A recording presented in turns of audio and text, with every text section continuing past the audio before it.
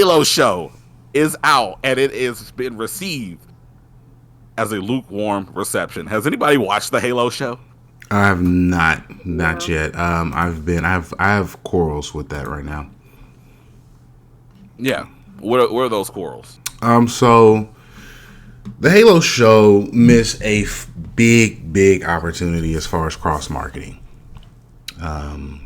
There was not one showing, not a hint of it, not a skin, not a gun, nothing put within the Halo Infinite video game. That is a huge opportunity. Was a huge miss on their end to make this a huge event. Now the show is not bad from what I've heard at all. It is a good Halo show. I mean, it's a good show that is about Halo and the atmospheres of that. But when you have a franchise as groundbreaking as what Halo is or was, and what it could have been with Infinite, there should have been more cross promotion within that video game franchise in that show. It should have been way more. So I feel as though it's a missed opportunity to get more people talking about it. Now for the show itself, I'll be watching it probably later on tonight. I'm curious about it. Yes, Liv. So rumors had it that Master Chief's face will be shown within this. I don't know why people are upset. It's like Joker having a backstory. I mean, get over yourself. It's going to happen. Yeah. Something's going to happen. Get over yourself. The people who watched the Joker movie who thought Joker had an original story, if you watch it to the end, it was a complete lie. It was a madman telling a story. With Master Chief, it was bound to happen. I still want to see Miss Bellum's face. If it happens, I'll be happy. Get over yourself. People are too sensitive. People are too entitled. Just enjoy for what people are trying to do. Now, Not gonna lie, that's how I felt about Rey Mysterio when he took his mask off. I didn't even look. Right. It was like, what was that, like in the late 90s, early 2000s? It was early 2000s. So he just happened to be like a handsome, pretty boy Hispanic guy.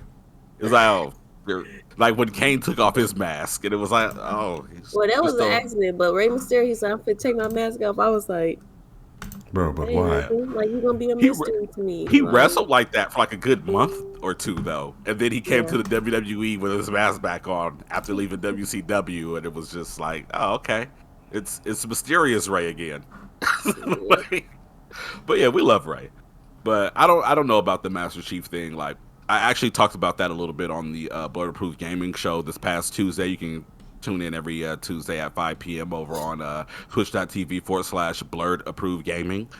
But I just wish that if he was going to be unmasked, he would have been unmasked in the game before they would have unmasked him on the TV show.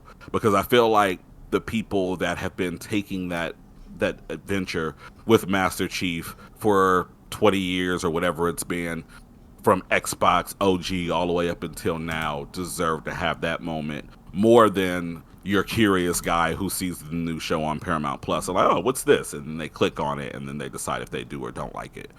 And I'm also concerned that unmasking him on the TV show will kind of change the trajectory of the way that Master Chief is handled in the games, because now that he's unmasked there, I don't know if they've done it yet, if he's a black man, white man, Hispanic, or Asian. Now they're gonna feel the need to bring that likeness into the game. If they did that, there would have been any type of cross promotion. If there was any type of like that of correlation of the universes of Master Chief, that should have been done. No, I'm not talking about with this particular not with this particular Infinite, but maybe with Infinite 2 or whatever the next Halo is. I just don't. Do they deserve an Infinite 2? That's neither here nor there, and we don't really have to talk about how that game came and went. And their first season is like 8 months long, and the player base is falling off, and falling off. Not the savior. Falling off? No, because it's continuing to fall. Falling off. Okay. It fell off. Hold on. Still Lady Gunner, check this. He's saying falling off like, oh, people are just going by the wayside. This is willingly jumping off the bridge. It's like, I'm done. Yeah. There's no falling. Yeah, I thought they had died off by now.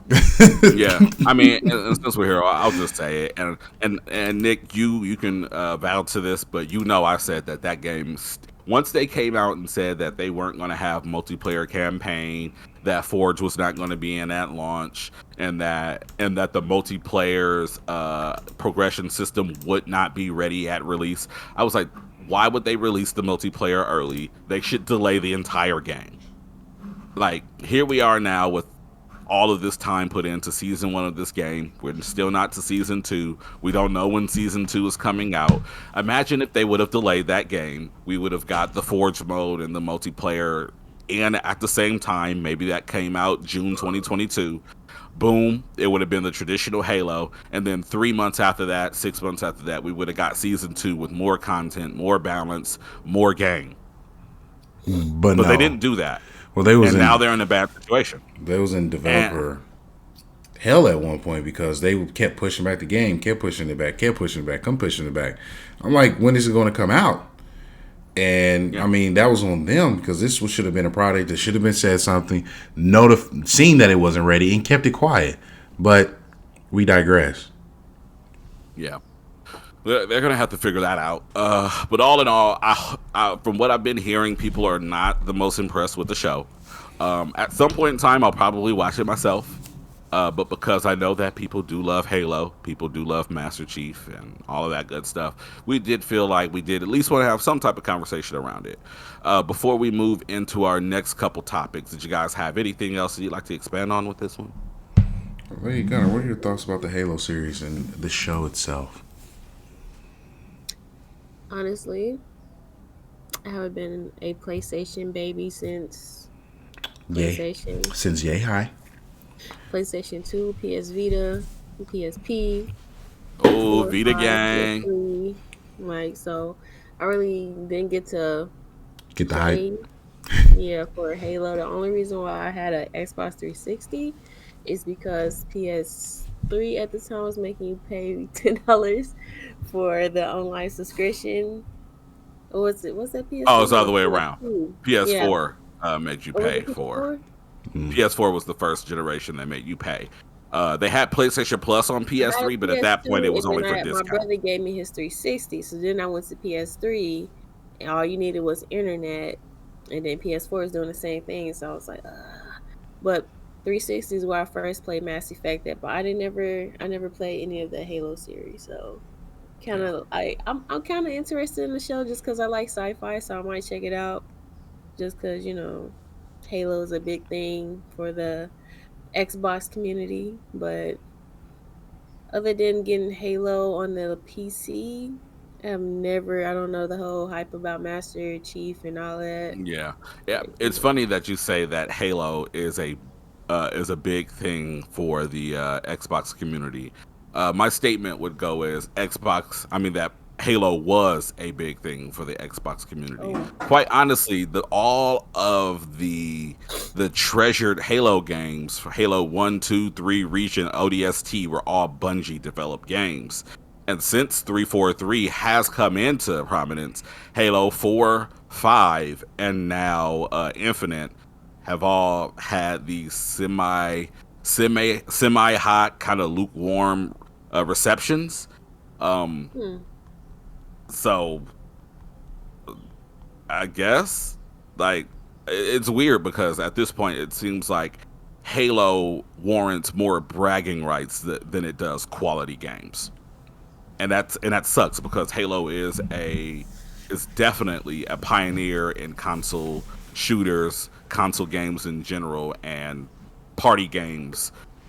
Like anyone who was college, high school age, linking up Xboxes and TVs knows the power of what Bungie developed Halo games did. Halo was a But groundbreaking FPS that brought yeah, a it lot of was. communities together. Like they were the, like, you had Quake, you had Doom and things like that, but Halo changed. it. They changed the foundation of FPSs and competitive shooting games like that. So Yeah.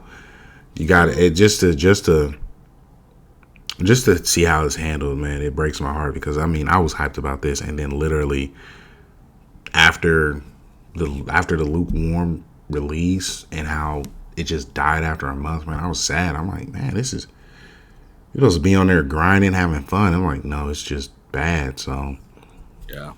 I don't know, man. And I did play a little bit of the multiplayer of Infinite. It was fun, but it was not fun enough for me to be like, oh well, I'm gonna be here forever. And No. you know, and that shows because the player base is falling off. I hope that it does come Yeah. back as some more Well, so I think content that's what comes. happens when a game waits too long to appease their fan base. Eventually, people start dying Dipping out. down, and it doesn't live up to their expectations of the last Halo they Yeah. played.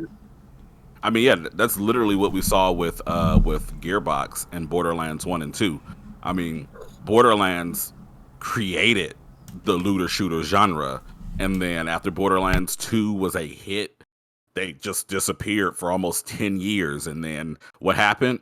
Bungie was like, hey, that's a good idea. They made Destiny, and they are the definitive kings of looter shooters. And when I first saw Destiny, I was like, it looks like Halo had a baby with Borderlands, and this is what we got, which is true to this day. Ain't nothing But wrong with that though. yeah, but they, being the creators of Halo, they took their ball, they went home, they stopped by Gearbox Studios. I was like, hey, we like what you're doing. That's ours now. And boom, what do you have? Probably one of the most popular games of service to ever be done, and the best, and one of the best to ever do it. Because I mean, Destiny's killing it. Kicking behind. Yes. So let's go ahead and move on here.